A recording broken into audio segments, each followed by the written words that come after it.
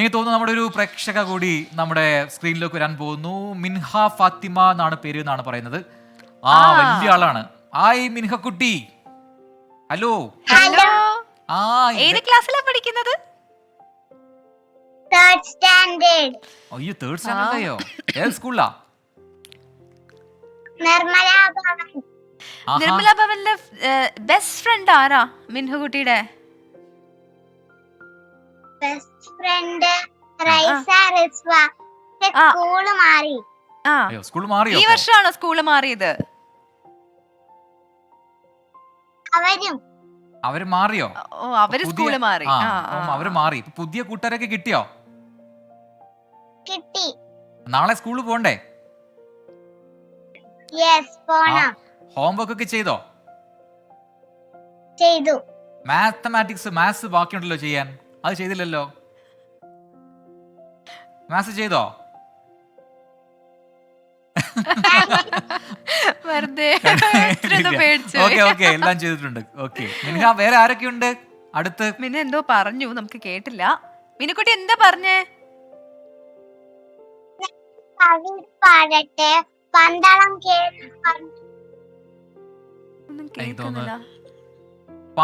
പാട്ടെന്നാണോ ചോദിച്ചേ മിൻഹ? കവിത. പെട്ടെന്ന്.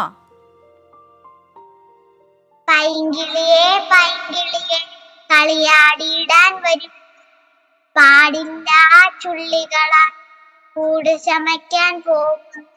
വണ്ടത്താനെ കളിയാടിയിടാൻ വരും, പാടില്ല പൂക്കളിലെ തേന്നുകരാൻ പോകുന്നു.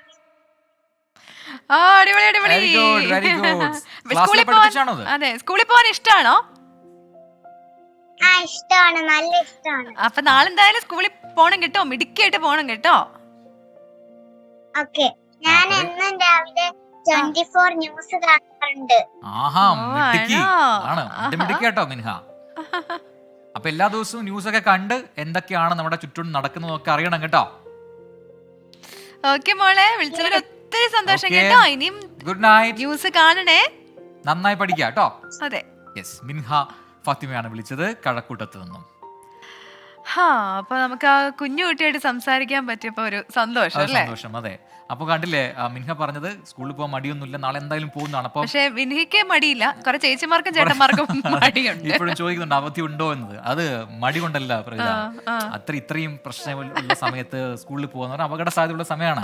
അതുകൊണ്ടാണ് അതെ, അതിന് നമ്മളതിന് വേറൊരർത്ഥത്തിന് മടിയെന്നും പറയും.